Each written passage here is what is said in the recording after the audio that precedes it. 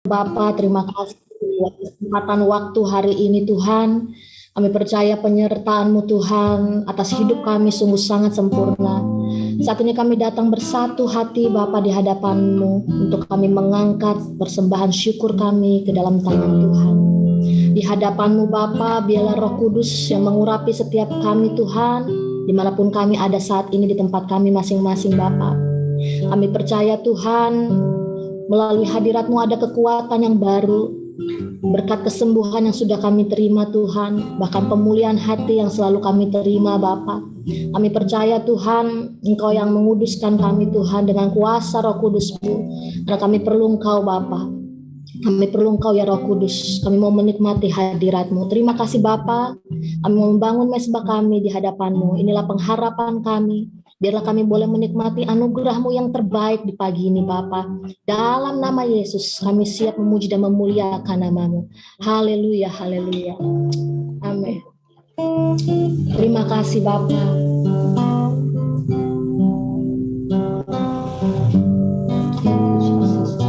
Bila ku melihat apa yang Kau buat di dalam hidupku ini, thank you Jesus, hanya air mata, tanda sukacita mengalir di hidupku. Katakan, ku bersyukur Tuhan, ku bersyukur, ku bersyukur atas kebaikan-Mu, Yesus. Ku bersyukur, ku bersyukur atas kasih setia-Mu. Mari kita angkat pujian ini kembali. Bila ku melihat apa yang Kau buat di dalam hidupku ini, hanya air mata, hanya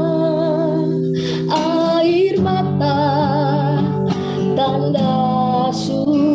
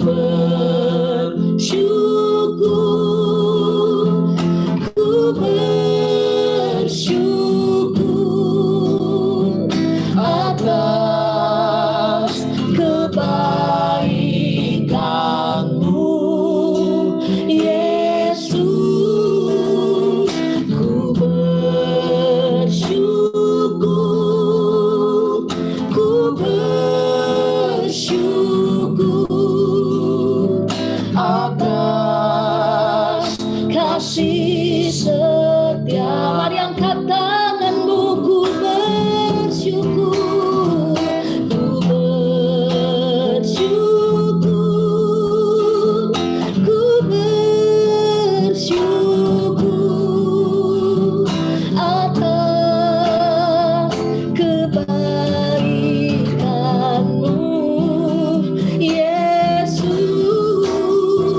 Ku bersyukur, ku bersyukur atas kasih setia-Mu. Kami mau mengatakan syukur kami di hadapan-Mu Bapa. Biarlah ini menjadi setiap janji iman kami di dalam Engkau Tuhan. Kami mengucap syukur buat kebaikan-Mu Tuhan. Kami mengucap syukur buat penyertaan-Mu yang sungguh sangat sempurna dalam hidup kami. Oh, ku bersyukur. Mari angkat tangan. Ku bersyukur atas kebaikan-Mu, Yesus. Ku bersyukur, ku bersyukur atas kasih setia-Mu, atas kasih setia-Mu, kasih setia-Mu Tuhan, atas kasih setia-Mu. Terima kasih, kami mengucap syukur, kami sembah, oh Yesus, kami bersyukur, oh haleluya.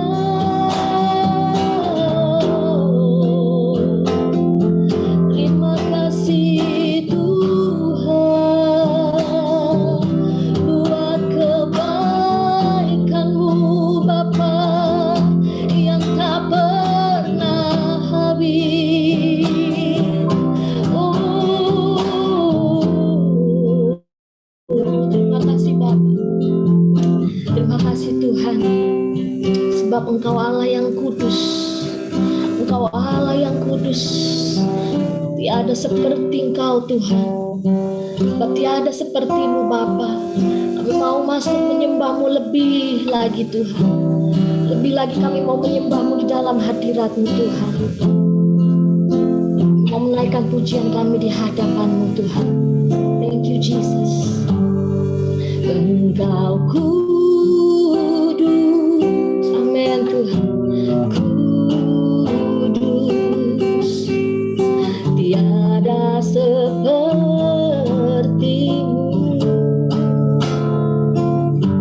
Engkau kudus, kudus, mulialah nama-Mu.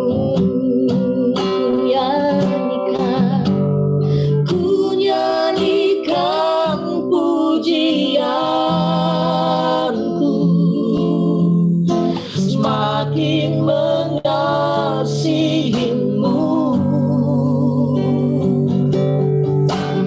Di hadirat-Mu dekat tatamu, ku temukan kasih-Mu. Katakan Kau kudus, Kau kudus, kudus, ada seperti-Mu. Oh, Engkau kudus, haleluya. Oh, mulialah nama-Mu. Ku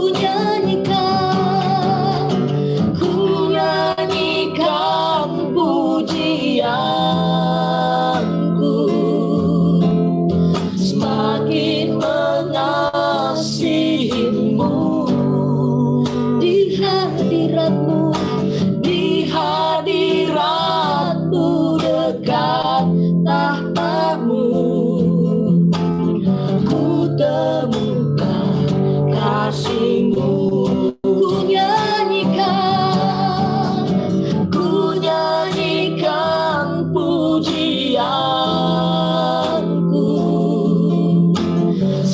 semakin mengasihimu.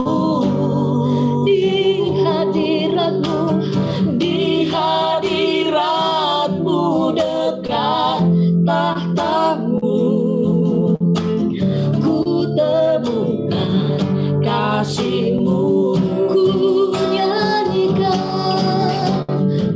nyanyikan pujianku, yes Jesus, semakin mengasihimu.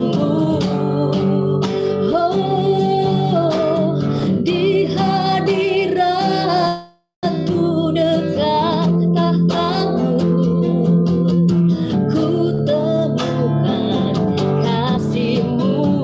Ku nyanyikan pujianku, semakin mengasihimu. Angkat tanganmu. Di hadiratmu dekat tahtamu, ku temukan kasihmu. Di hadiratmu dekat tahtamu, ku temukan kasihmu. Ku temukan kasihmu. Ku temukan kasihmu.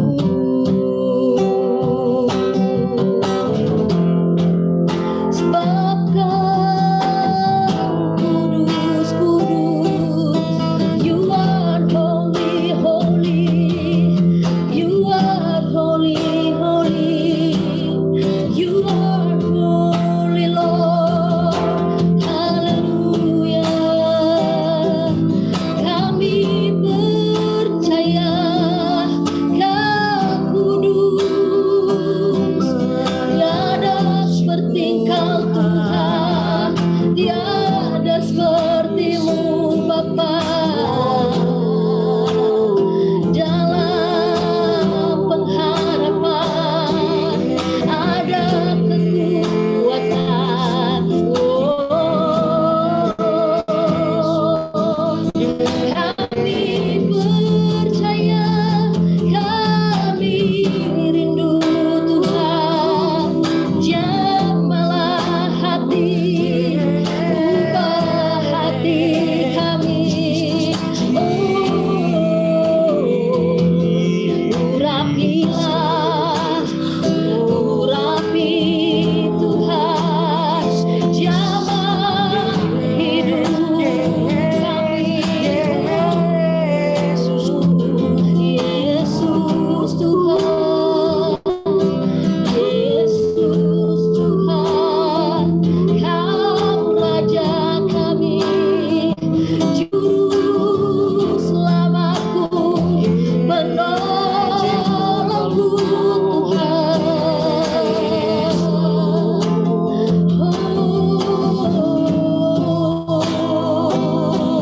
Kami yakin Tuhan, Engkau Allah yang setia, Engkau Allah yang tidak pernah meninggalkan kami sedetik pun Tuhan. Kami mengangkat tangan-Mu Tuhan. Kami mau menyembah-Mu Bapa dalam roh dan kebenaran firman-Mu Bapa. Kuatkanlah hati setiap anak-anak-Mu Bapa hari-hari ini Tuhan. Kami percaya Bapa, bagi-Mu tiada yang mustahil Tuhan. Apapun Tuhan yang menjadi pergumulan anak-anak-Mu Bapa saat ini Tuhan, mari Engkau melihat setiap hati kami Bapa, hati kami yang berseru di hadapan-Mu Tuhan. Karena kami tidak mampu Bapa melakukannya kalau bukan dengan seizin-Mu Tuhan. Kami percaya Bapa, kami aman bersama dengan Engkau. Thank you Jesus. Ku yakin saat Kau berfirman, ku menang saat Kau bertindak. Hidupku hanya ditentukan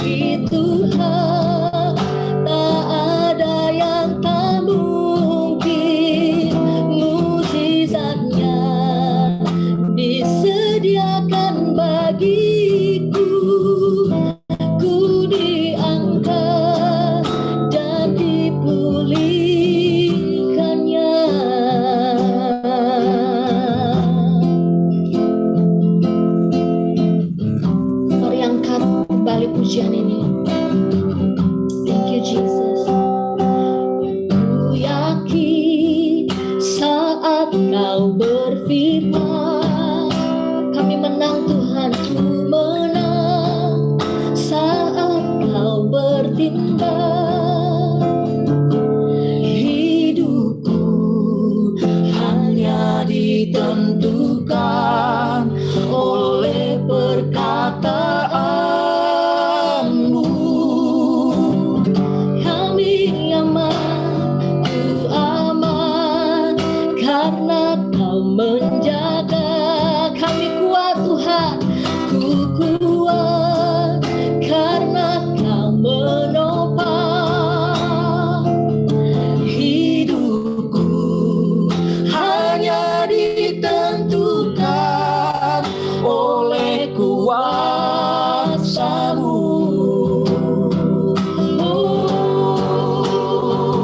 Bagi Tuhan tak ada yang mustahil. Bagi Tuhan tak ada yang tak mungkin. Mukjizatnya disediakan bagiku.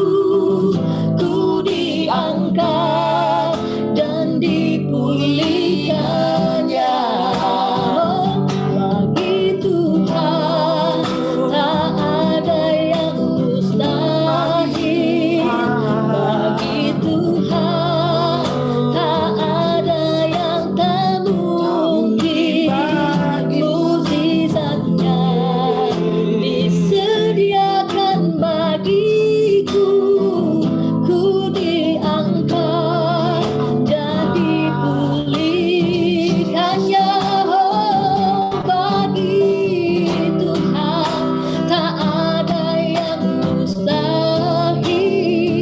Bagi Tuhan tak ada yang tak mungkin.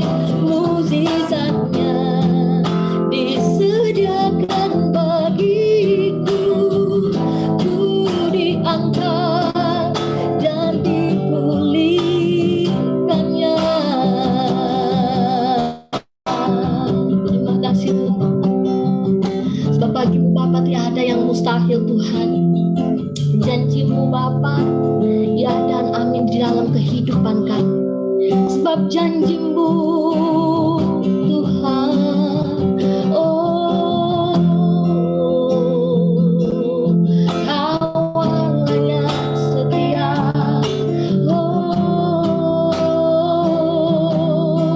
kami rindukan. Oh Kau Tuhan, oh Yesus, Yesus, mari sembah, mari tinggikan namanya.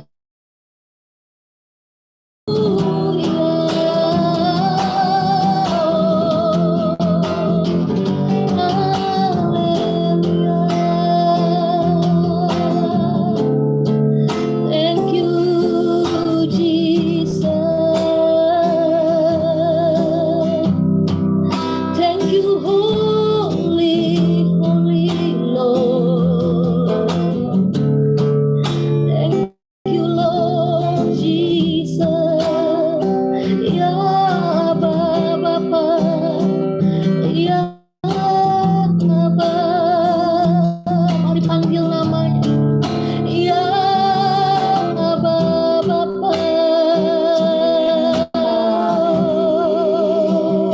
ya Bapa, ya Bapa.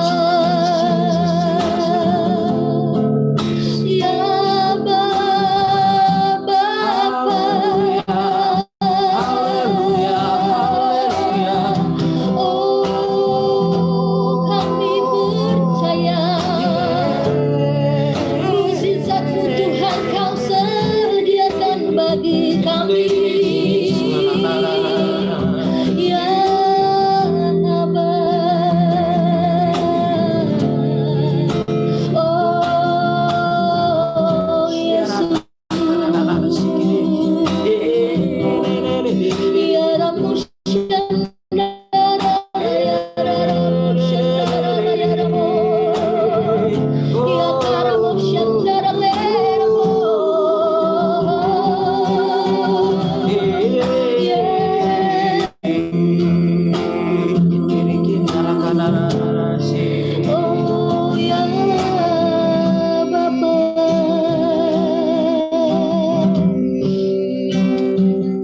satu-satunya Allah yang berjanji di dalam kehidupan kami. Tidak satu pun dari kami Engkau lewatkan Bapa. Engkau Allah yang tidak pernah gagal. Engkau Allah yang setia Tuhan. Bahkan kesetiaan-Mu Tuhan sungguh terbukti Bapa di dalam setiap kehidupan anak-anak-Mu Tuhan. Kami mau belajar Tuhan. Kami mau diproses Tuhan. Untuk semakin hari kami diubahkan. Semakin hari Tuhan kami semakin dipulihkan dari sikap hati kami Tuhan. Terima kasih Bapa. Terima kasih Roh Kudus. Kaulah Tuhan yang berjanji, tak sekali pun Kau ingkari kesetiaan. Sungguh terbukti di sepanjang hidupku, untuk selamanya ku kan setia melayani, mengasihimu. Tiada Tuhan seperti-Mu Yesus. Kau Allahku yang setia. Kaulah Tuhan, Kaulah Tuhan yang berjanji, tak sekali pun Kau ingkari kesetiaan-Mu. Sungguh terbukti di sepanjang hidupku, untuk selamanya ku kan setia melayani, mengasihi-Mu. Tiada Tuhan seperti-Mu Yesus. Kau Allahku yang setia. Mari kita angkat pujian ini. Sekalipun ku berjalan lembah gelap, namun tangan-Mu Tuhan, namun tangan-Mu selalu menolongku saat ku dalam ketakutan, saat ku dalam ketakutan. Kau hadir di sisiku. Kau berkata, jangan takut. Kau beriku kemenangan. Kaulah Tuhan yang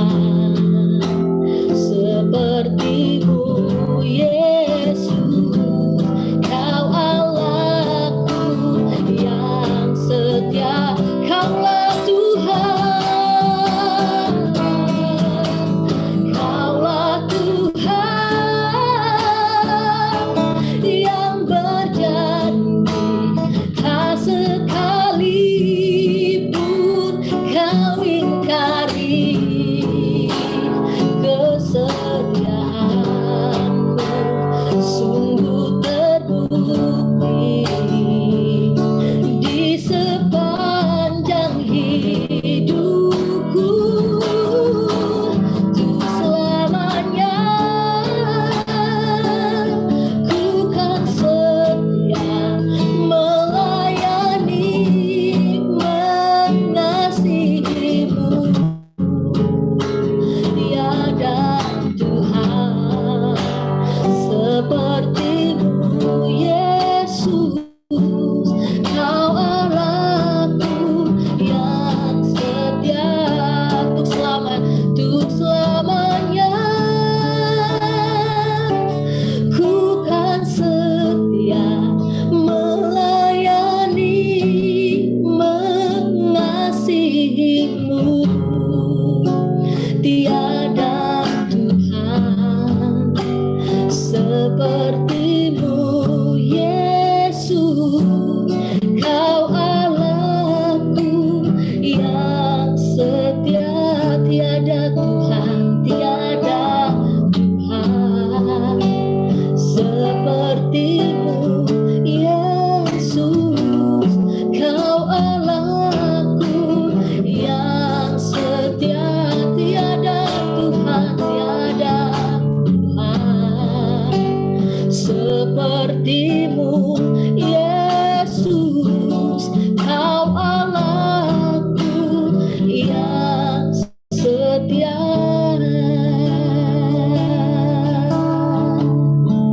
Terima kasih Bapa, terima kasih Tuhan, terima kasih Roh Kudus, Roh Kudus yang lembut dan manis Tuhan.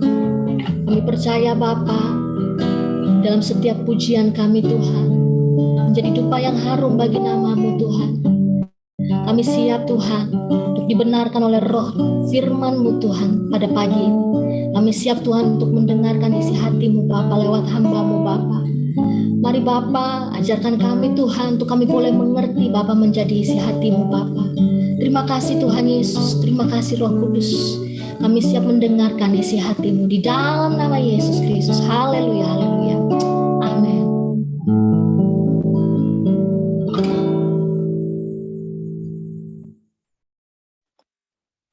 Shalom. Terima kasih ya Mbak Ipan sama Bu Lisbeth, juga Pak John, dan juga Mbak Kianli. Pastor Cindy. Ya, putus-putus ya. Putus-putus suaranya. Sebentar ya. Gimana ya? Bentar.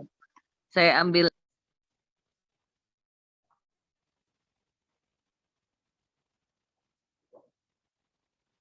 Yang lain dengar putus-putus ya? Enggak Pak, lancar. Iya, di saya lancar, lancar Pak Yanli. Oke, lanjut. Lancar, Pak. Berarti saya di gunung nih soalnya. Iya. Silakan Pastor Cindy. Saya coba pakai ini dulu deh, pakai apa namanya, earphone deh. Tadi nggak pakai sih. Jelas Bu, jelas. Udah. Nggak pakai jelas ya? Jelas. Iya, saya pakai aja ya. Lebih jelas mana sekarang? Ya. Oke Bu, jelas Bu. Ini jelas ya? Iya, jelas. Oke ya. Oke. Kita mau masuk dalam Mazmur 76 ya. Dan kita mau sama-sama mempelajarinya karena bicara tentang Mazmur 76 ini sedikit berbeda dengan Mazmur yang lain karena di dalam di dalam Mazmur 76 ini bicara tentang Mazmur yang bukan cuman membawa kita untuk memperingati sesuatu atau mengenang sesuatu, tetapi ini Mazmur yang memberikan kita peringatan dan juga ada deklarasi bahwa Tuhan adalah Tuhan yang menjadi hakim yang adil di atas segala sesuatu ketika Dia melihat ketidakadilan, bahkan ketika umatnya yang notabene lari jauh daripada Tuhan, tapi ketika minta ampun bertelut kepada Tuhan, dia langsung menghakimi orang yang menyakiti hati umatnya begitu. Dan ini juga menjadi peringatan untuk kita semua bahwa kalau orang-orang yang benar dan hidup benar, kudus di hadapan Tuhan, mereka pastinya akan memegang janji mereka di hadapan Tuhan, dan sepanjang umur hidup mereka, mereka akan masuk di dalam proses pengudusan, di mana mereka makin hari makin menyerupai seperti Tuhan Yesus. Dan di sini adalah bicara tentang bagaimana kita harus hidup takut akan Tuhan. Dan dalam Mazmur ini juga ada yang namanya sejarah kilas balik bagaimana Tuhan melakukan apa melalui tulisan Asaf ini, dan juga ada nubuatan yang berbicara tentang ke depan yang belum digenapi tapi akan segera digenapi oleh Tuhan.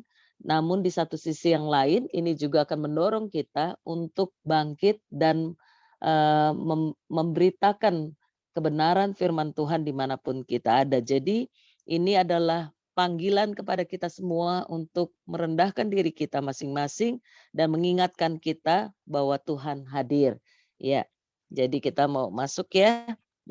Jadi penulisnya adalah Asaf, yang artinya adalah gathers gitu ya, atau mengumpulkan atau mengoleksi berbagai hal.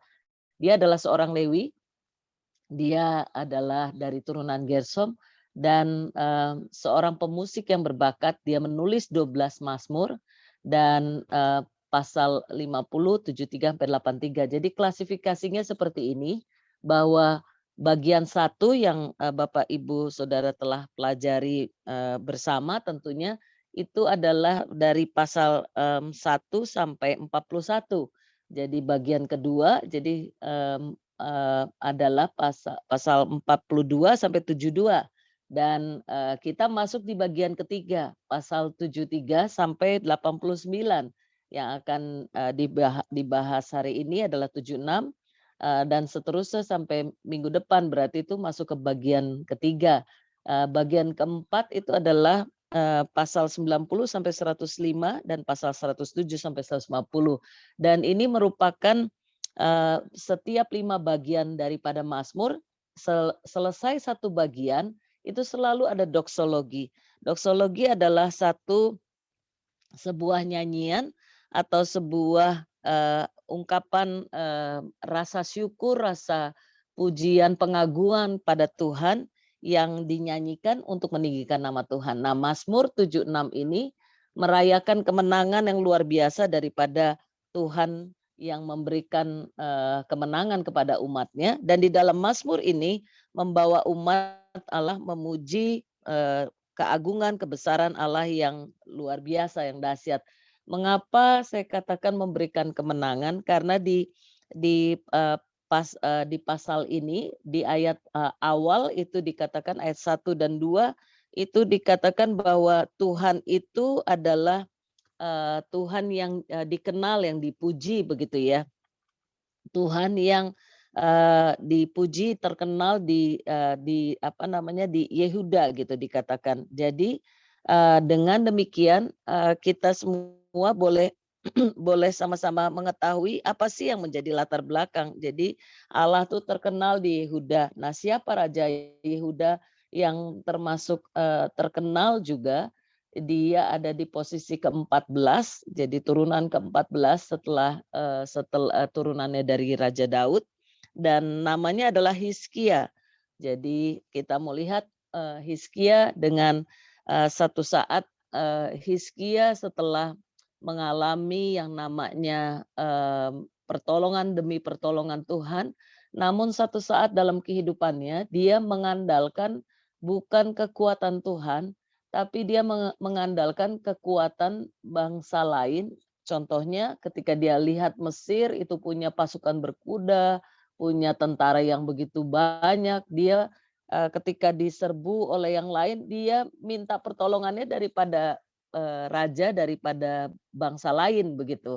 Dan pada saat itu ini bangsa Assyria datang, dia menyerbu kerajaan-kerajaan yang kecil, menyerang kerajaan kecil, dan di bawah daripada nama rajanya adalah Sanhedrin. Kita tahu bahwa Sanherib, dan Sanherib ini adalah raja yang keji, yang kejam gitu ya, dan dia raja Assyria yang nggak mau langsung datang sendiri, dia pasti utus biasanya juru minuman atau juru tulis yang biasanya diutus untuk datang membawa pesan daripadanya kepada kerajaan-kerajaan yang lain. Nah, kalau khususnya kepada kerajaan Raja Yehuda yang waktu itu adalah rajanya Hizkia, dia datang dan kita bisa ikuti ceritanya di Yesaya 36 dan 37 dan juga di 2 Tawari. Itu adalah cerita bagaimana kejadiannya, sehingga ketika datang utusan raja lalu mengatakan, beginilah harus kamu katakan, ini pesannya kepada Hizkia raja Yehuda, janganlah Allahmu yang kau percayai itu memperdayakan engkau dengan menjanjikan Yerusalem tidak akan diserahkan ke tangan Raja Asyur. Jadi Raja Asyur ini memberikan ancaman dan bahkan mengolok-olok bahwa Tuhan Allah yang disembah oleh bangsa Israel itu hanya PHP gitu ya, memberikan pengharapan palsu, dan apa yang dikatakan bahwa Yerusalem itu pasti akan kokoh dan dijaga dan tidak akan jatuh ke tangan yang lain, itu dikatakan itu hanya hanya semacam pengharapan yang tidak pasti, tidak real, dan dia mengolok-olok melalui utusannya, dan Tuhan itu begitu marah dan menyampaikan pesannya kepada Nabi Yesaya. Tapi sebelum itu terjadi, Tuhan melihat apa yang akan Hizkia lakukan. Apakah Hizkia tetap akan lari kepada bangsa yang lain? Karena utusan raja ini pun mengolok-olok dia dan mengatakan, jangan minta pertolongan kepada Mesir dan kepada kerajaan yang lain, karena kerajaan yang lain juga sudah tunduk kepada dia. Jadi semua takut, nggak ada yang berani menolong lagi Hizkia. Sehingga pada saat Hizkia mendengar itu, dia begitu merasa rasanya tertekan dengan ketakutan dan amat penat, sehingga pada saat itu dia merasakan kepungan, di mana mereka kan di Yerusalem itu dikelilingi oleh benteng gitu ya. Jadi ada tembok gitu ya. Jadi seperti benteng, dan di luarnya itu adalah pasukan mereka, sehingga mereka nggak bisa keluar dan masuk gitu. Dan untuk itu mereka nggak punya jalan keluar kecuali ketemu dengan bangsa ini.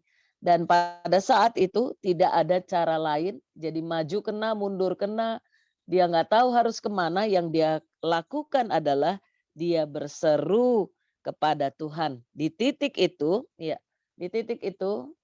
dia berseru kepada Tuhan, dan di dalam Yesaya itu lalu dia datang kepada Yesaya, lalu Yesaya mengatakan, mungkin Tuhan Allahmu sudah mendengar perkataan juru minuman agung yang telah diutus oleh Raja Asyur, tuannya, untuk mencela Allah yang hidup, sehingga Tuhan Allahmu mau memberi hukuman karena perkataan-perkataan yang didengarnya. Maka baiklah engkau menaikkan doa untuk sisa yang masih tinggal ini. Hizkia menerima surat yang ada di tangannya daripada juru minum itu, utusan raja, lalu dia membacanya dan dia masuk ke rumah Tuhan dan dia berseru membentangkan suratnya itu. Dia berdoa memohon di hadapan Tuhan dan benar-benar merintih, menjerit, berseru, dan dia merasakan bahwa tidak ada cara lain. Nah, di dalam Mazmur ini, ya Mazmur 76 ayat 2, ini isinya itu adalah tentang pujian. Kata kuncinya dari ayat-ayat ini semuanya adalah pujian, dan pujian ini memasyurkan siapa Allah yang disembah oleh bangsa Israel, dan khususnya yang terkenal di Yehuda. Karena Tuhan mengkhususkan suku Yehuda dan mengatakan dari suku Yehuda ini akan lahir satu tunas yang kerajaannya itu akan kekal selama-lamanya. Tuhan sedang menunjuk kepada pribadi Tuhan Yesus sendiri gitu. Jadi di sini kita perlu memahami karena ayat-ayat yang kita baca di dalam Mazmur 76 ini, khususnya dalam lanjut ke ayat 4-nya, di situ dikatakan di sanalah dipatahkannya panah yang berkilat, perisai, pedang, dan alat perang. Jadi pada saat kita misalnya membaca hal ini, apa sih sebenarnya yang terjadi? Begitu Tuhan mendengar namanya diolok-olok, begitu Tuhan melihat hati Hizkia kembali kepadanya dan berseru, dan dia juga mencari nabinya yaitu Yesaya bin Amos, dan Yesaya datang kepada Tuhan juga berseru dan berdoa, maka tidak lama setelah itu Tuhan itu mengutus malaikatnya, maka dikatakan yang terjadi adalah panah-panah yang berkilat, perisai, pedang, alat perang itu semua yang dibanggakan oleh bangsa Asyur itu semuanya tidak berdaya di hadapan Tuhan karena 185.000 orang itu tewas seketika pada saat itu. Jadi di saat seperti itu Tuhan bergerak, Tuhan membela umatnya, padahal umatnya seringkali meninggalkan kasih mula-mula mereka kepada Tuhan dan menyembah berhala yang lain.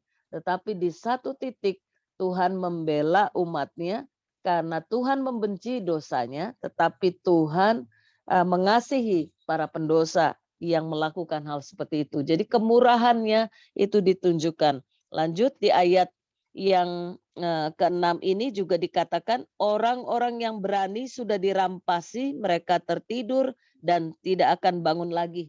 Prajurit yang gagah perkasa sudah kehilangan kekuatannya. Jadi di sini sungguh jelas dikatakan bahwa mereka tidak berdaya. Jadi gambarnya ini mereka semua mati gitu. Tidak ada yang bangun-bangun lagi. Mereka semua kaget dan langsung pada saat itu juga raja langsung kembali ke Niniwe. Mereka juga jadi takut dan mereka kembali pulang gitu ya dan tinggal di Niniwe. Dan pada saat seperti itu apa sih yang terjadi? Tulisan Asaf ini mengatakan bahwa tulisan Asaf ini lanjut ke ayat 8 sampai 9. Siapakah orang yang pada akhirnya mengalami kemurahan Tuhan? Ini ditanya oleh Asaf karena Tuhan ingin menunjukkan kemurahan hatinya. Orang-orang yang dikatakan buangan, tidak berguna, tidak dianggap, itu yang Tuhan tunjukkan kemurahannya. Jadi siapa sih yang dimaksud gitu ditanyakan? Bukan hanya kepada mereka yang membuat murka Tuhan turun, tetapi khususnya kepada mereka yang seperti Hizkia itu loh. Begitu dia menerima yang namanya tekanan, menerima yang namanya semacam ini loh pameran daripada tentara-tentaranya yang sudah datang gitu dan dia nggak tahu mesti bagaimana. Saat itu dia merendahkan diri di hadapan Tuhan. Saat itu juga Tuhan itu tergerak hatinya. Ingat sabda bahagia yang Yesus katakan, berbahagialah mereka yang memiliki hatinya mau merendahkan dirinya, karena mereka yang merendahkan dirinya di hadapan Tuhan, maka mereka itu yang akan memiliki bumi ini. Dan begitu juga bagaimana Tuhan mau menunjukkan kepada semua orang yang tidak berdaya. Ingat ceritanya bagaimana bangsa Israel dibawa keluar daripada Mesir, tanah Mesir itu mereka juga tidak berdaya. mereka tidak punya yang mereka bisa andalkan, itu tidak ada. Mereka tidak punya lagi kekuatan. Tenaganya sudah habis dikuras untuk kerja paksa membangun dan membuat batu bata ya dari tergala-gala itu ya. Dan mereka nggak punya siapa-siapa, dan jeritan hati mereka itu menyentuh hati Tuhan. Dan Tuhan itu berkenan kepada mereka yang walaupun mereka seringkali melupakan kasih dan kebaikan Tuhan, tapi tetap Tuhan menunjukkan kemurahannya. Nah, loncat dari ayat tadi 7 dan 8, lalu ayat 10, pada waktu Allah bangkit untuk memberi penghukuman, untuk menyelamatkan semua yang tertindas di bumi. Ini adalah satu gambaran ketika Allah bangkit mau memberikan penghukuman. Dikatakan penghukuman kepada siapa? Kepada mereka yang meninggikan dirinya di hadapan Tuhan, kepada mereka yang mengolok-olok, kepada mereka yang merasa bisa melakukan segala sesuatu dengan kekuatan, dengan kekayaan, dengan berbagai hal. Kepada mereka Tuhan akan memberikan penghukuman. Tapi bersamaan dengan itu, jadi di sisi lain Tuhan juga mau menyelamatkan semua yang tertindas di bumi ini. Dan itu kabar baiknya buat kita semua. Melalui Mazmur 76 ini, Allah yang murka atas dosa adalah Allah juga yang penuh dengan kasih kepada orang yang berdosa. Jadi ini kabar baiknya buat kita. Dan ini juga yang ingin ditunjukkan di sini, karena Tuhan itu adalah Tuhan yang berbeda dengan apa yang kita pikirkan, dengan apa yang kita bayangkan. Tuhan itu sekalipun murka, tetapi kasih sayangnya itu berlimpah-limpah. Murkanya itu harus turun untuk memberikan penghukuman kepada mereka yang melakukan kekejian, perlakuan yang tidak adil kepada sesamanya. Dan lanjut ke ayat 11-nya, dikatakan, surely the wrath of a man shall praise you, the remainder of wrath shall you restrain. Ya, shall you restrain. Dan ini dikatakan sesungguhnya ketika seseorang, atau katakanlah jika kita sebagai manusia itu memiliki panas hati, marah gitu ya. Ketika kita marah, itu tetap akan menjadi pujian, membawa kehormatan kepada Tuhan.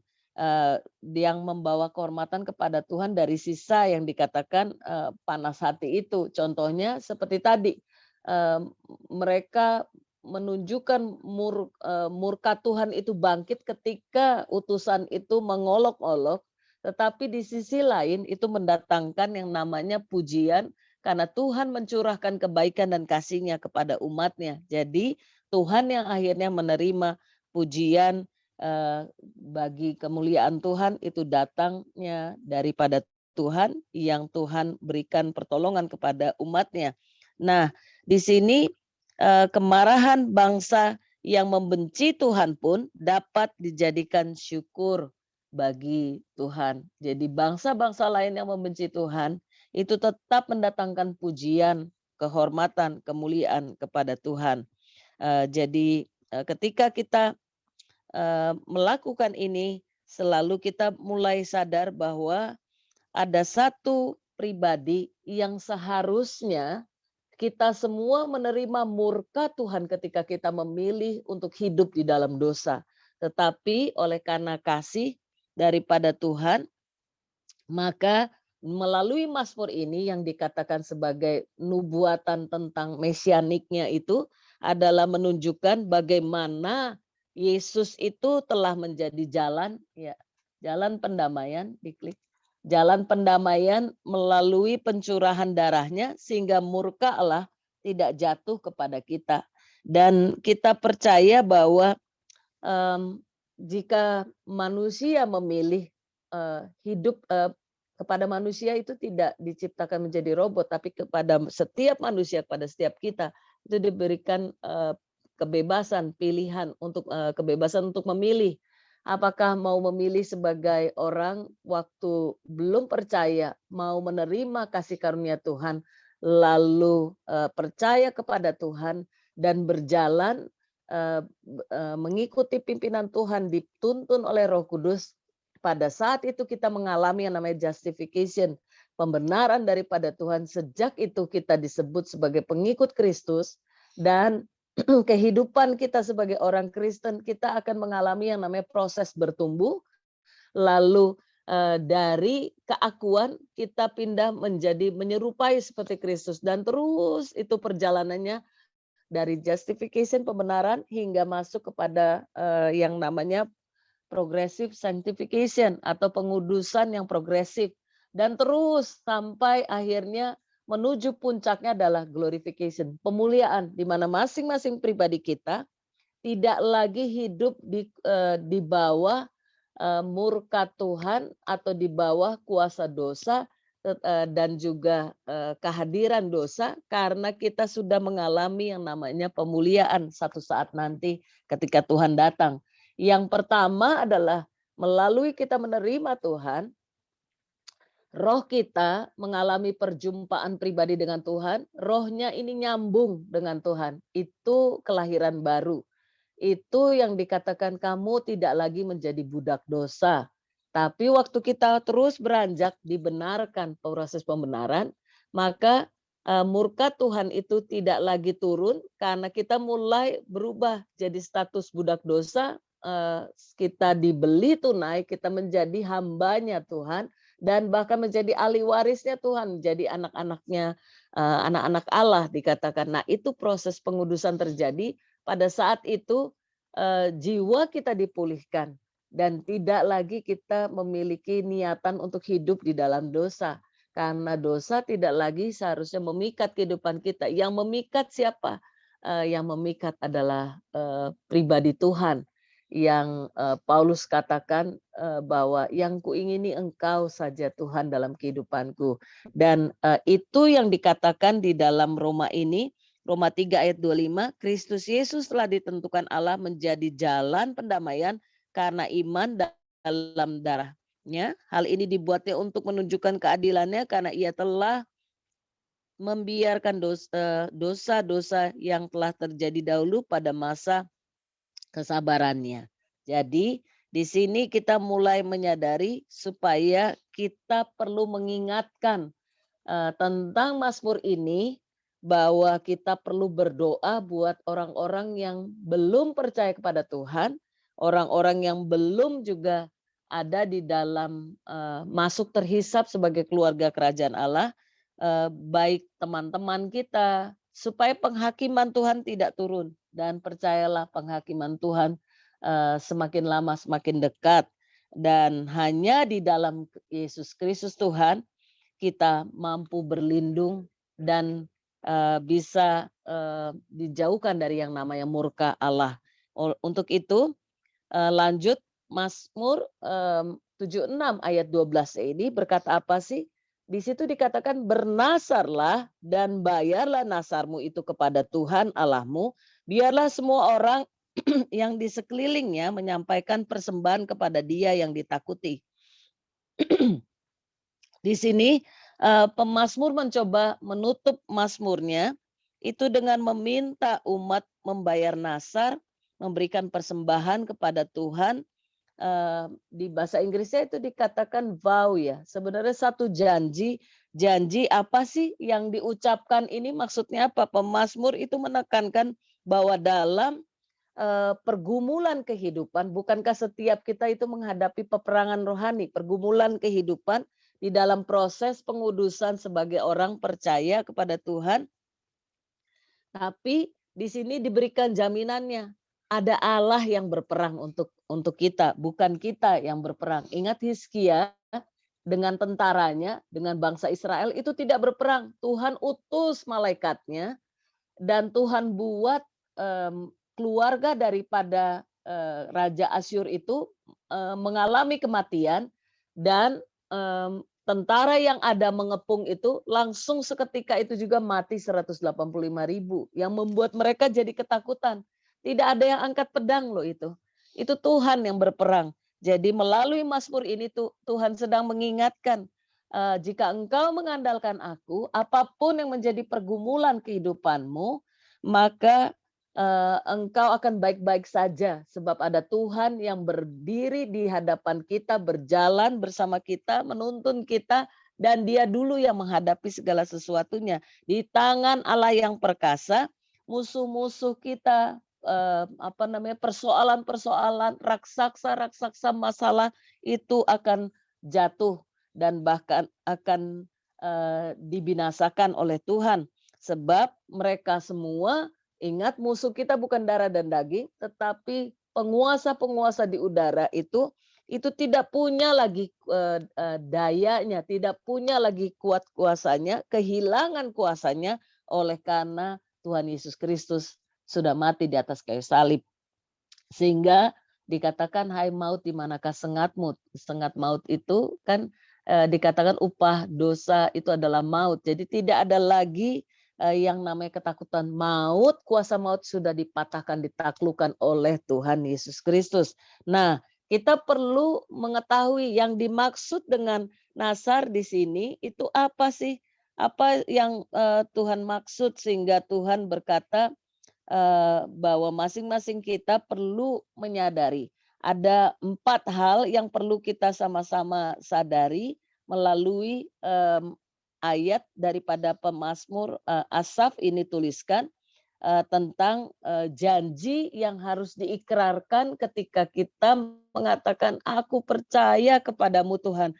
Aku mau menjadi orang yang masuk dalam bilangan yang mengasihimu. Nah, pada saat itu kita membuat satu janji, dan janji itu yang Tuhan mau supaya kita sungguh-sungguh berhati-hati dengan apa yang diucapkannya supaya kita boleh melakukannya. Seperti Tuhan kalau berjanji itu Tuhan menepatinya. Nah, janji yang seperti apa? Definisi janji ini adalah sebuah perkataan yang keluar dari mulut kita. Biasanya ini terjadi ketika kita mengalami yang namanya kesesakan atau masalah. Keluarlah itu kata-kata kita, Tuhan kalau ini aku akan lakukan ini. Dan setelah itu terjadi, seringkali kita lupa nih dengan kata-kata itu. Nah, itu kita harus lakukan.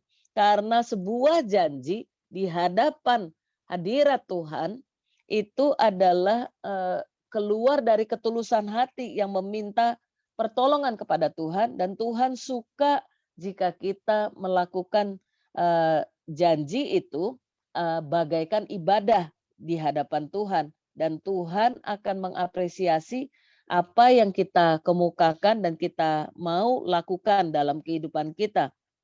Nah, apa saja sih janjinya? Yang pertama, ketika kita percaya kepada Tuhan dari ayat-ayat ini yang tadi dikatakan sebagai profetik, satu mazmur mesianik juga, ini bicara janji pemisahan. Pemisahan dari apa sih?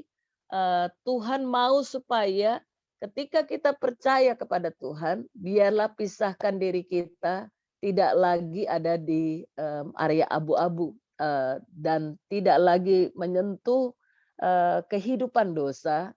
Kita bisa jatuh dalam dosa, tapi kita tidak hidup dalam dosa. Dan bahkan Tuhan mau supaya kita memisahkan diri kita. Kalau ada tabiat buruk, kalau ada pergaulan buruk, mari pisahkan kehidupan kita dari antara hal yang seperti itu.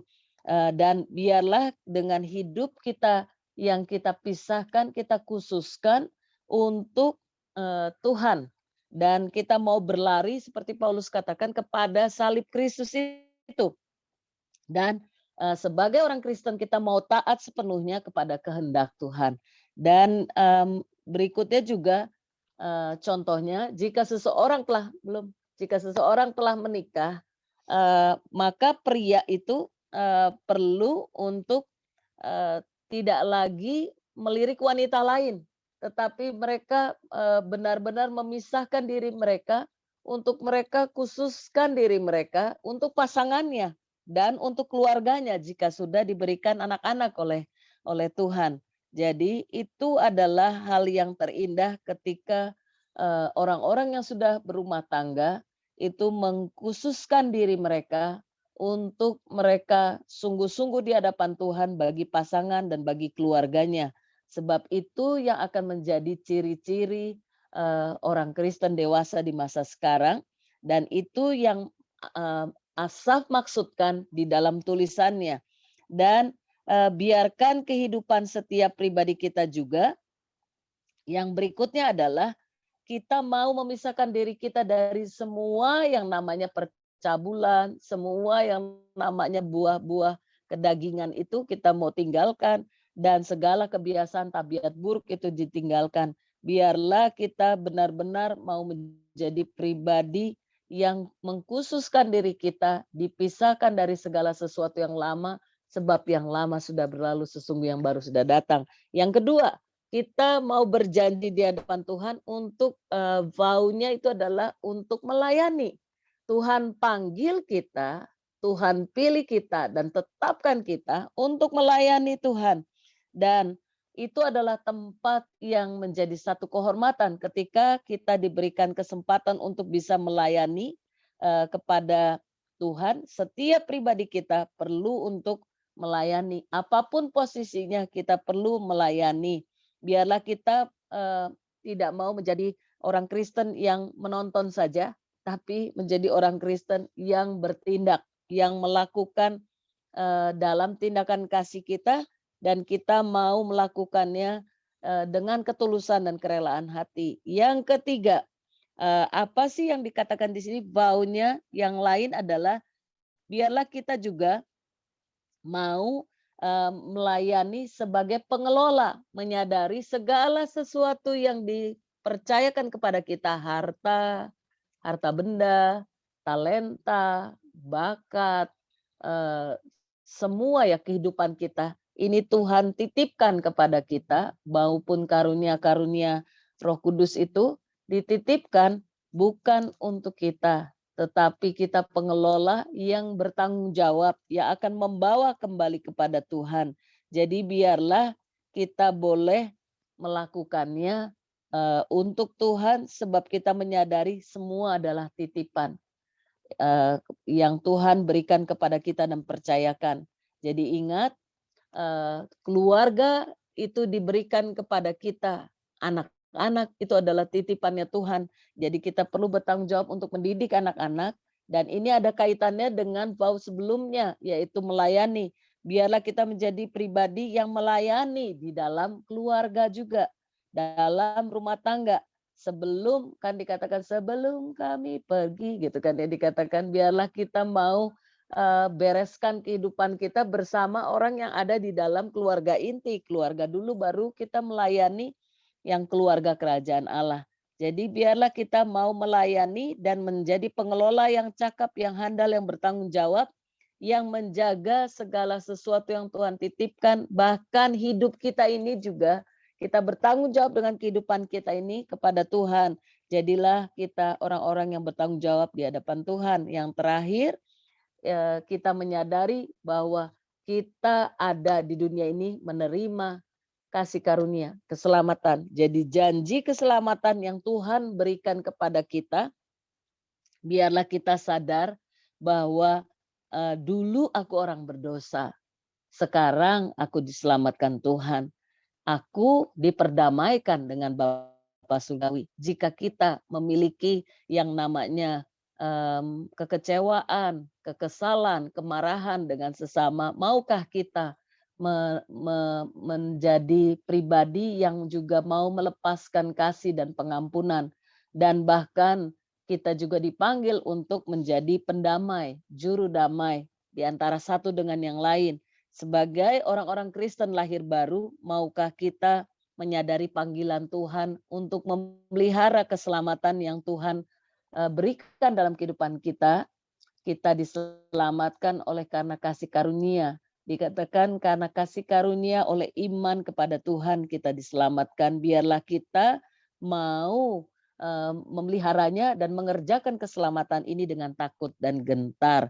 Biarlah kita boleh sama-sama mengakhirinya. Mazmur ini ayat 13-nya ya, dikatakan dia yang mematahkan semangat para pemimpin, dia yang dahsyat bagi raja-raja di bumi. Maksudnya apa sih? Kita perlu menyadari bahwa setiap keputusan yang diambil setiap hari itu adalah bicara tentang pergumulan. Ada pilihan. Ketika kita mau ambil keputusan A atau B, mari kita mau bertanya kepada Tuhan terlebih dahulu, sebab ada peperangan di sana, pergumulan di dalam pikiran kita, di dalam diri kita. Apa yang harus kita kerjakan? Oleh karena itu, pemazmur ini mengingatkan dia yang dahsyat bagi raja-raja di bumi, dia yang mematahkan semangat. Oleh karena itu, Tuhan mau supaya kita bergantung kepada Tuhan, depend on God, depend on Him. Jadi biarlah kita mau bergantung, kita mau mengandalkan kuat kuasa Tuhan, bukan mengandalkan pengalaman kita, kekuatan kita, kehebatan kita, tapi andalkan Tuhan untuk kita mampu menolong kita mengambil sebuah keputusan yang benar, yang tepat, dan kita juga percaya bahwa kita bisa menang melawan pergumulan, melawan peperangan yang terjadi di medan pikiran kita ini dengan kuasa Tuhan, di mana Roh Kudus sudah diberikan kepada kita, dan kita hanya dapat menang jika Tuhan yang berperang bagi kita. Oleh karena itu, maukah kita melakukannya bersama dengan Tuhan? Tuhan Yesus memberkati. Mari kita berdoa terlebih dahulu sebentar, 1 menit saja. Bapa, kami mengucap syukur dan kami mau serahkan kehidupan kami pribadi lepas pribadi ke dalam tangan-Mu, mengetahui bahwa Engkau adalah Tuhan yang luar biasa. Kami bersyukur karena Tuhan mengajar kami untuk memahami janji-janji Tuhan, dan bahkan Tuhan adalah Tuhan yang adil, adalah Hakim yang agung, dan Engkau yang melihat segala sesuatu. Kami mau hidup kami terus dituntun oleh kebenaran firman-Mu dan dituntun diarahkan oleh Allah Roh Kudus. Biarlah hidup kami mau kami serahkan ke dalam tangan-Mu, memiliki komitmen dan janji yang akan kami kerjakan bersama dengan Tuhan yang menolong kami melewati semuanya dengan kemenangan. Di dalam nama Tuhan Yesus kami berdoa dan bersyukur. Amin. Amin. Saya serahkan kembali.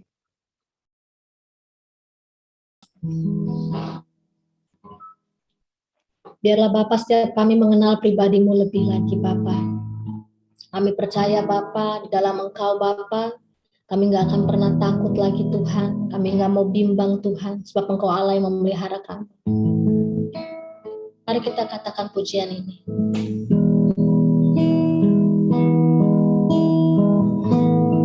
Thank you Jesus.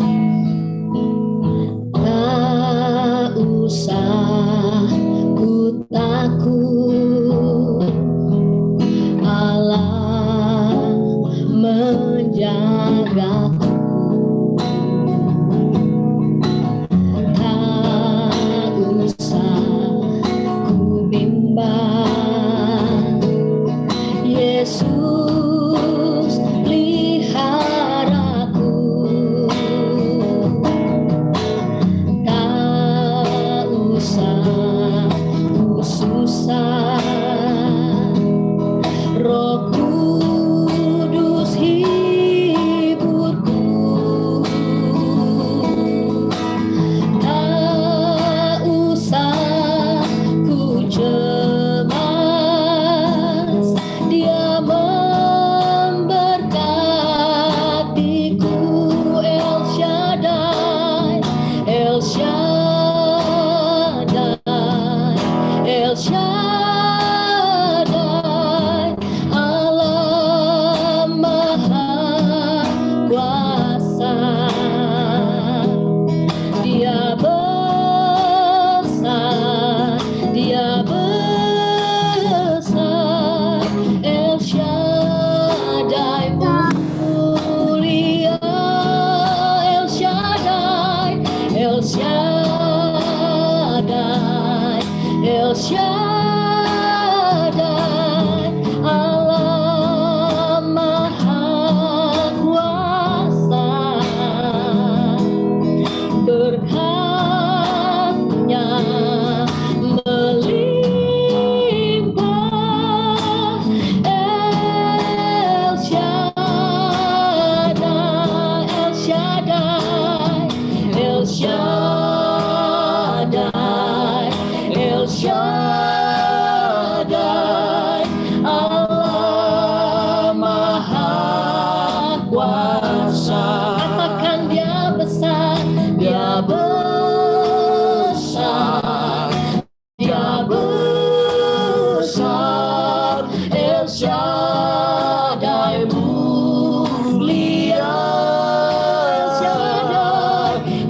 Shaddai, El Shaddai, Allah Maha Kuasa. Berkatnya melimpah, El Shaddai, El Shaddai, El Shaddai, El Shaddai, Allah Maha Kuasa.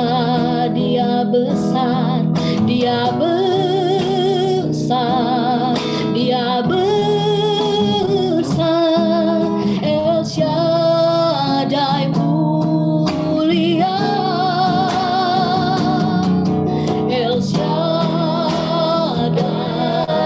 El Shaddai, Allah Maha Kuasa. Berkatnya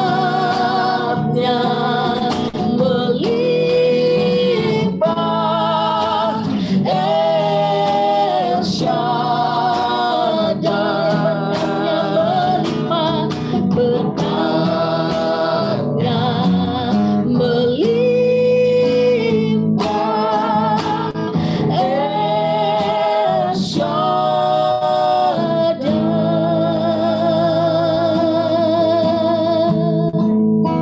Terima kasih Tuhan. Terima kasih Bapak. Saya serahkan Yanli. Baik, terima kasih Ibu Lisbeth. Juga terima kasih buat Pastor Cindy yang telah memberitakan kebenaran firman Tuhan. Bapak Ibu, apakah suara saya jelas? Jelas, Pak. Iya, soalnya saya mendengar agak putus-putus Iya, jelas. jaringan. Baik kalau begitu. Bapak Ibu, apakah ada yang mau bersaksi? Silakan dibuka kalau ada yang mau bersaksi.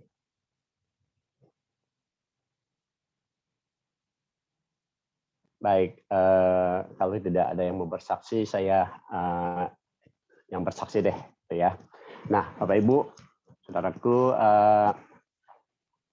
perjalanan saya ke Semarang ini perjalanan bisnis, ya, dan sekalian mau berlibur sama keluarga. Tapi yang saya lihat Tuhan menuntunnya berbeda daripada apa yang saya harapkan, seperti itu. Ya, saya hari Kamis kemarin itu ada janji dengan direksi daripada Bank Jateng, dan dia adalah salah satu juga anak Tuhan yang diberkati, dan di waktu di Jakarta dia menjadi direksi daripada Pegadaian. Nah, kami berjanji janjian untuk ketemu di satu resto gitu. Nah, tapi berubah pada saat saya mau berjanji di satu resto, dia katakan, Pak Kianli datang ke ini saja, ke kantor saya. Dia bilang kayak gitu. Oh baik, kalau gitu Pak, saya datang ke kantor Bapak. Saya cari kantornya dan saya dapatkan kantornya, dan saya masuk ke kantornya itu. Ruangan cukup besar, ya, mewah banget. Akhirnya saya masuk ke ruangannya si Bapak ini, dan setelah berbincang-bincang, saya juga bertanya soal bagaimana keadaan keluarga atau apa gitu. Lalu dia cerita, tanpa disadari dia cerita tentang keluarganya dia. Ternyata dia punya satu kepahitan di dalam hidupnya dengan keluarganya dan dari salah satu anaknya. Dia waktu itu tidak memberikan roh pengampunan atas anaknya. Terus akhirnya dia punya cerita, tapi nggak tahu kenapa dia cerita sama saya, begitu ya. Akhirnya begitu saya katakan, ya memang kalau memang kita nggak memberikan pengampunan sama anak kita, maka banyak sekali yang akan kita hadapi. Dan dia katakan karena dia tidak memberikan pengampunan kepada anaknya itu, dan anaknya dalam keadaan hidupnya ya ada aja masalah sampai akhirnya sakit lah, atau mungkin sampai terlibat dengan hutang dengan ojol gitu ya, pinjol ya, pinjaman online gitu. Akhirnya dia cerita seperti itu, lalu saya katakan, Bapak, bagaimana kalau kita berdoa ya? Oke, kita berdoa. Pada saat saya berdoa, Roh Kudus melawat kami, ya, melawat kami di situ. Akhirnya kami berdoa, kami berdua menangis gitu, nangis terus menangis. Saya doa terus gitu. Akhirnya begitu selesai doa, puji Tuhan, Bapak itu katakan, saya ada merasa kelepasan, saya merasa kelegaan. Saya nggak tahu kenapa saya harus cerita sama Pak Kian, saya bilang kayak gitu. Ternyata maksud Tuhan tuh nggak tahu saya harus dikirim untuk datang ke kantornya adalah untuk mendoakan begitu, ya, untuk mendoakan dia. Puji Tuhan, saya senang kalau saya bisa mendoakan, walaupun mungkin bisnisnya belum jalan gitu, ya.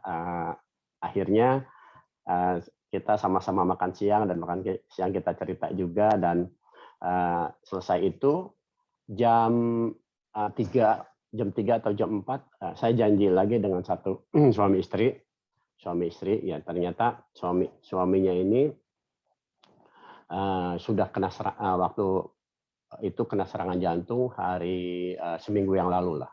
Seminggu yang lalu dia kena serangan jantung, dan di ring 3 gitu. Lalu saya kuatkan sama dia bahwa nggak perlu takut karena saya juga mengalami yang sama. Terus saya kasih masukan-masukan bagaimana dia harus memiliki pola hidup yang berubah, baik itu olahraga maupun pola makan maupun cara berpikir.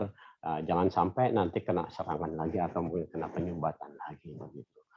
Di kafe itu akhirnya lama saya bicara, ya kita ngobrol-ngobrol gitu. Dan puji Tuhan di kafe itu saya pun bisa berdoa lagi. Suami istri bisa berdoa, saya doa. Akhirnya suami istri bilang katakan, terima kasih ya Pak, ternyata saya memiliki kelegaan dan saya senang bisa ketemu Bapak untuk didoakan. Sampai saat ini bisnis saya belum jalan, belum bisa terbilang lancar atau ada. Ini belum sama sekali saya katakan, tapi ada titik terang. Tapi Tuhan menuntun untuk saya menjadi pendoa buat mereka gitu. Ya puji Tuhan, saya senang kalau di doa pagi ini kita belajar dan untuk menjadi pendoa, dan lama-kelamaan kita bisa keluar untuk menjadi dampak buat setiap orang di luar sana. Ya, jadi kata-kata kita adalah kata-kata yang penuh dengan berkat, kata-kata penuh dengan doa. Ya, oleh karena itu pada pagi ini kita sudah belajar dari tadi firman Tuhan melalui Pastor Cindy. Ya, kita harus melayani Tuhan. Pergi dan melayani Tuhan. Dimanapun kita ada, jadikan kita menjadi saksi Tuhan. Jadikan kita memasmurkan nama Tuhan. Ya. Puji Tuhan, itulah kesaksian saya. Hari ini kita akan tutup doa pagi kita. Mohon maaf, saya nggak bisa sharing untuk pokok-pokok doanya. Saya mohon Pastor Cindy untuk bisa doa buat teman-teman yang ada di chatting, terutama buat saat ini Pak John Winata dan Ibu Hartati, agar Tuhan memberikan kesembuhan di dalam saat ini, ya, dan juga buat tadi Ibu siapa ya, maaf saya lihat dulu, ada dari Ibu Ivi ya, untuk anaknya GB agar tesnya dapat lulus menjadi karyawan tetap di BUMN Telkom, ya. Itu saja. Apa ada yang mendoakan Bapak Ibu? Boleh dibuka sekalian, nanti kita sama-sama doakan. Baik, kalau tidak ada, kita akan tutup, dan saya mohon Pastor Cindy untuk mendoakan Pak John dan Bu Hartati serta Ibu Ivi buat anaknya KB, dan dilanjut dengan doa berkat. Silakan Baik. Pastor Cindy. Iya, baik. Kita akan berdoa. Mari kita satukan hati. Bapa kami sama-sama menyatukan hati kami berdoa buat Pak John dengan Ibu Hartati ya Tuhan, secara khusus kami mengangkat tangan kami berdoa bagi Ibu Hartati, kami percaya kuasa Tuhan tetap ya dan amin. Begitu juga untuk Pak John. Kami percaya ketika mereka diizinkan mengalami proses-proses seperti ini, Tuhan, Engkau tidak tinggal diam, Engkau ada bersamanya, dan Engkau juga tetap menjadi Tuhan yang melakukan mujizat, sebab mujizat-Mu tetap ada. Ya Tuhan, apa yang Engkau kerjakan dulu, sekarang, sampai selamanya itu tidak berubah.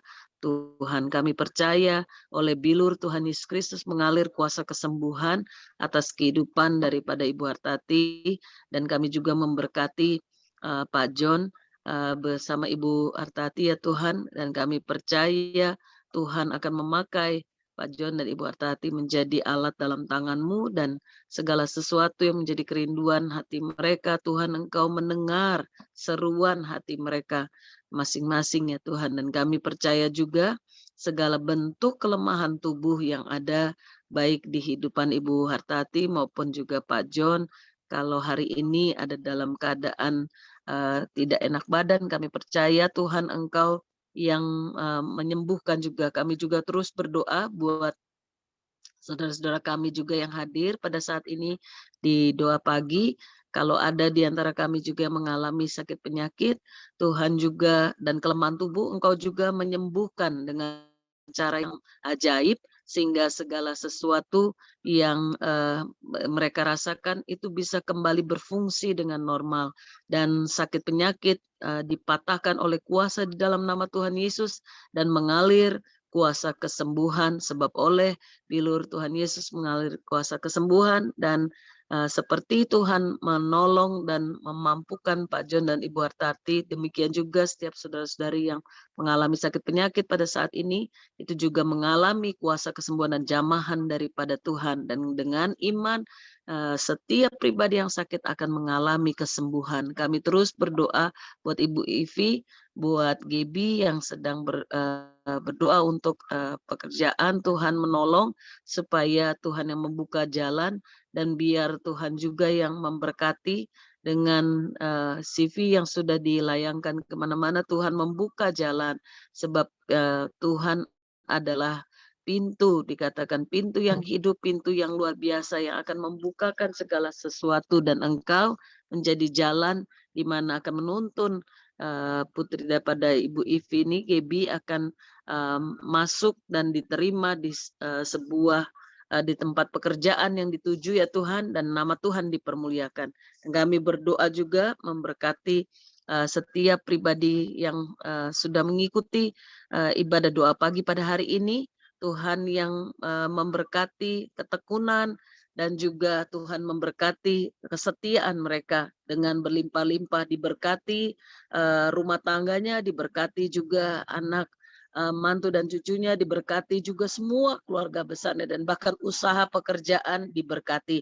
Hari ini biarlah kita masing-masing juga boleh mengangkat tangan kita pada saat ini sebagai tanda penyerahan total, dan tanda juga mengatakan kepada Tuhan bahwa kami tidak bisa hidup tanpa Tuhan. Kami perlu Engkau, dan inilah tangan-tangan kami yang diangkat sebagai tanda Tuhan pegang tangan kami. Biarlah kita semua boleh kembali melakukan tugas tanggung jawab kita masing-masing dengan menerima berkat daripada Allah Bapa Surgawi, kasih karunia di dalam Tuhan Yesus Kristus bersama dengan Roh Kudus yang akan terus menuntun perjalanan kehidupan kita dari satu perjalanan kemuliaan hingga kemuliaan meningkat, hingga Maranatha Tuhan Yesus datang kembali.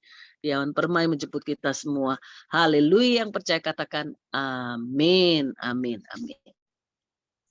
Amin. Terima kasih Pastor Cindy. Terima kasih Pastor Cindy, Pastor Cindy, Bu Lisbeth, dan Pak Iva. Pastor Cindy, memberkati. terima kasih Pak Bapak Ibu, kita buka kameranya. Tuhan Yesus Pak Andi, memberkati. boleh bisa minta tolong Pak? Bu Flora, silakan Bu. Oh belum, Bu Flora ya. Ya, terima kasih. Chatnya di itu dulu. 1, 2. Oke,